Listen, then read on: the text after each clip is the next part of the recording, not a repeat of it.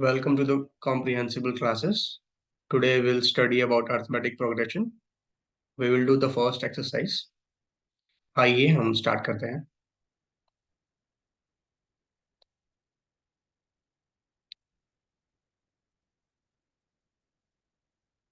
Exercise 5.1 में बोला है, In which of the following situations does the list of numbers involved make an arithmetic progression and by? किसी भी चीज को अर्थमेटिक प्रोग्रेशन में होने के लिए हमें दो चीज चाहिए होती है. एक पहला टर्म जैसे कि a, और दूसरे टर्म और पहले टर्म के बीच में एक कॉमन डिफरेंस जिसे हम कहते हैं डी. Common difference. कॉम कोई भी अगर हम एपी लेते हैं, जैसे कि टू का टेबल हो गया, 2, 4, 6, 8, 10, 12, 14, 16, 18. तो ये क्या है? ये एपी है. कैसे? क्योंकि इसमें जो कॉमन डिफरेंस है वो कितना है? 2 है. और फर्स्ट टर्म क्या है? ए. आइए हम पहले इस क्वेश्चन पे ध्यान देते हैं. इस क्वेश्चन में कह रहा है, the taxi fare after each kilometre when the fair is ₹15 for the first kilometre and ₹8 for each additional kilometres. इस सिचुएशन में कह रहा है कि एक टैक्सी है जिसका फेयर पहले किलोमीटर के लिए ₹15 है, और उसके हर एक अगले किलोमीटर के लिए उसका जो फेयर है वो +8 रुपी है. इन दिस केस हम देखते हैं कि एपी बनता है कि नहीं. पहले हम देखेंगे. मान लीजिए उसने एक ही किलोमीटर चला तो उसको 15 रुपए देने पड़ेंगे. फिर मान लीजिए किसी ने वही 2 किलोमीटर चला तो उसको 15 + 8 यानी कि 23 रुपी देने पड़ेंगे. फिर नेक्स्ट केस में 23 + 8 उसको 31 रुपी देने पड़ेंगे. फिर 31 + 8 39 रुपी देने पड़ेंगे. फिर ऐसे ही 47 रुपी देने पड़ेंगे. तो क्या हो रहा है? हम इसमें देख पा रहे हैं कि सिंपली ये एक एपी है. कैसे? क्योंकि इसका फर्स्ट टर्म A15 है, और सेकेंड टर्म और फर्स्ट टर्म के बीच में 8 का डिफरेंस है. और ये डिफरेंस हर दो टर्म के बीच का है. अगर हम फिफ्थ टर्म T5 और T4 का भी डिफरेंस अगर हम लोग देखें तो उसका डिफरेंस आएगा 8. क्योंकि हर एक यहाँ पे क्वेश्चन में दिया है कि हर एक एडिशनल किलोमीटर के लिए 8 रुपी ले रहा है. तो I hope this make sense, और आई होप कि आप समझ गए होंगे कि ये एपी में है. तो हम यहाँ पे लिख देंगे इसको यस. अब सेकंड क्वेश्चन देखिए. सेकंड क्वेश्चन कहता है, the amount of air present in the cylinder when a vacuum pump removes 1/4 of the air remaining in the cylinder at a time. मतलब एक सिलेंडर है. उस सिलेंडर में मान लीजिए V वॉल्यूम की हवा है. और V वॉल्यूम की हवा को निकालने वो क्या कर रहा है, जो उसका सिलेंडर जो उसका वैक्यूम पंप है वो V/4 हवा निकाल दे रहा है. तो कितना बचा? 3V/4. अब 3V/4 बचा है, तो जितना भी एयर बचा है, मतलब 3V/4 जो हवा एयर बचा हुआ है उसका भी 1/4 क्या कर रहा है? एयर निकाल दे रहा है. कौन निकाल रहा है? Vacuum pump. तो इसको सॉल्व करते हैं. ये हो जाएगा 16. 3V, रुकिए, इसका हम ये हो जाएगा 16, ये हो जाएगा 4, इन दोनों का एलसीएम लेंगे हो जाएगा 16. फिर यहाँ से इसको डिवाइड करेंगे तो 4 आएगा, और 3 से मल्टीप्लाई कर देंगे तो ये हो जाएगा कितना? 12V माइनस 16 को 16 से डिवाइड करेंगे तो 1 आएगा, और ऊपर मल्टीप्लाई हो जाएगा 3V. तो हमारा सेकंड टर्म कितना आया? 3V/16, यानी कि 3V/4 का square. One second, pardon, eraser. ये यहाँ पे ऐसे नहीं होगा. तो हम देख यहाँ पे देख रहे हैं कि पहला टर्म क्या था, v था।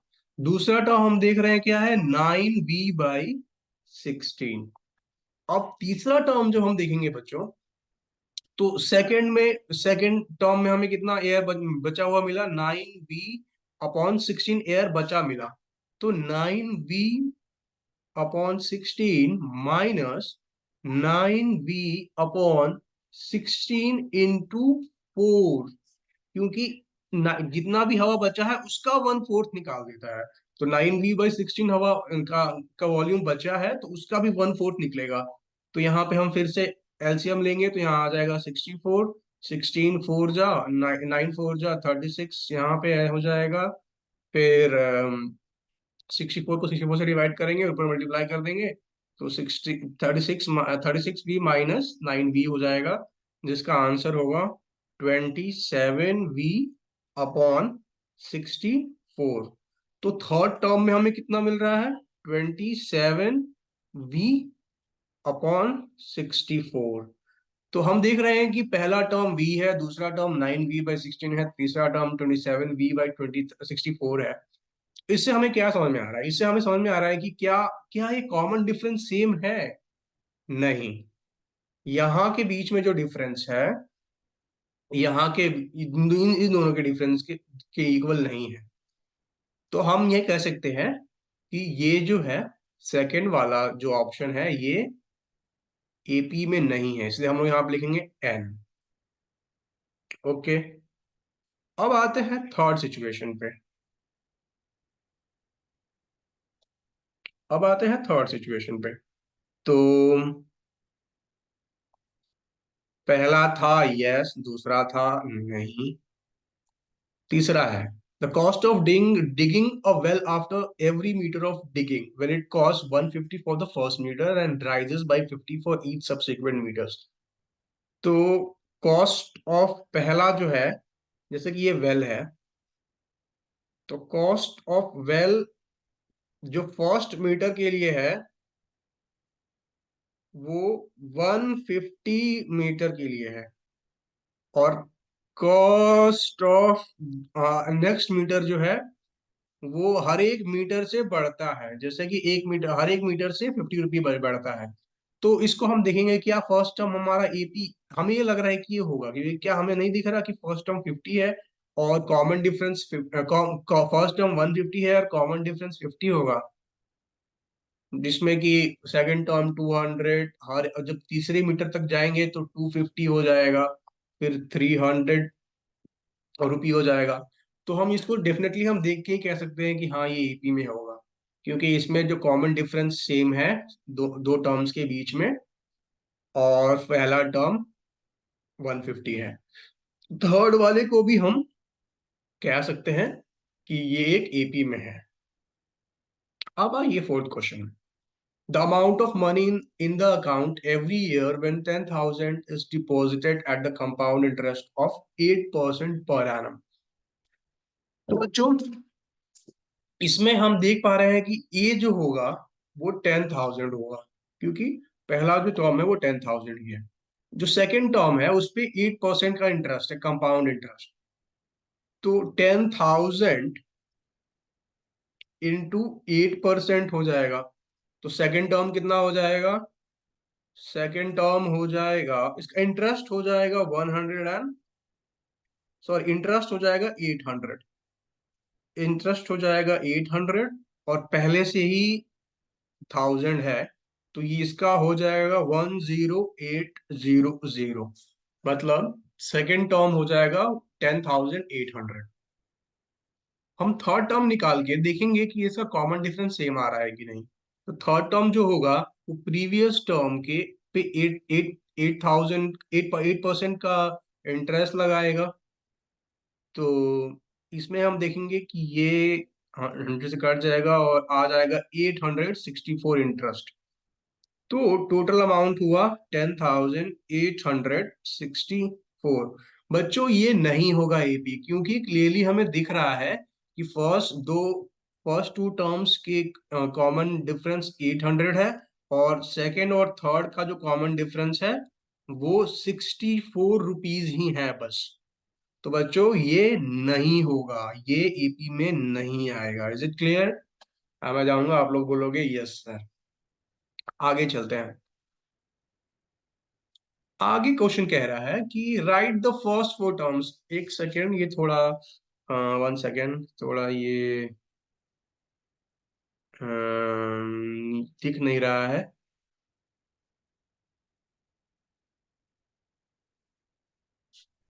बच्चों इसमें इसमें जो क्वेश्चन है, क्वेश्चन कह रहा है right the first four terms of an AP जिसका ए 10 है और डी 100 है, डी 10 है। तो हम चलिए लिखते हैं। तो इसके फर्स्ट फोर टर्म्स क्या होंगे? पहले आंसर नंबर 1, पहला टर्म 10, कॉमन डिफरेंस 10 है तो 20 हो जाएगा, फिर 30 हो जाएगा, 40 हो जाएगा। 1 का हो गया। अब आंसर नंबर 2 पे चलते हैं। इसमें बोला है फर्स्ट फोर टर्म्स लिखने के लिए, ये तो कॉमन डिफरेंस 0 है। तो -2 -2 -2 -2 होगा। कॉमन डिफरेंस 3 में, 3 थर्ड क्वेश्चन पे जाएंगे जिसमें फर्स्ट टर्म 4 है और कॉमन डिफरेंस -3 है, तो ये 1 हो जाएगा। फिर ये -3 कॉमन डिफरेंस है तो 0 -1 -2 हो जाएगा। फिर -5 हो जाएगा। ये फर्स्ट फोर टर्म्स हो गए। फिर फोर्थ क्वेश्चन पे चलते हैं। फर्स्ट क्वेश्चन में दिखाया कि फर्स्ट टर्म -2 है और सेकंड टर्म कितना है? फर्स्ट टर्म -1 है और कॉमन डिफरेंस कितना है? कॉमन डिफरेंस है 1/2। तो -1 से माइनस 1 है +1 हो जाएगा, तो ये हो जाएगा 1/2। फिर अगला टर्म जो होगा वो होगा 0। फिर उससे भी अगला टर्म जो होगा वो होगा 1/2। फिफ्थ में चाहते हैं, फिफ्थ में जिसमें हम देखेंगे कि फर्स्ट टर्म क्या है? -1.25। तो इसका और कॉमन डिफरेंस कितना है? -0.25 है। तो इसमें 1.5 में माइनस करेंगे 0.25 तो हो जाएगा -2। फिर इसको और इसमें से 0.25 माइनस करेंगे तो ये हो जाएगा 2.2 -0.25। मतलब साइन तो माइनस का ही होगा लेकिन वो ऐड हो जाएगा, मतलब हो जाएगा -2.25। फिर अगला टर्म जो होगा वो होगा माइनस 1 सेकेंड बच्चों, ये -1.25 है ना, तो ये यहाँ पे हो जाएगा -1.50। फिर यहाँ हो जाएगा -1.75। फिर यहाँ हो जाएगा -2। इसको यहाँ से हम इरेज कर देते हैं।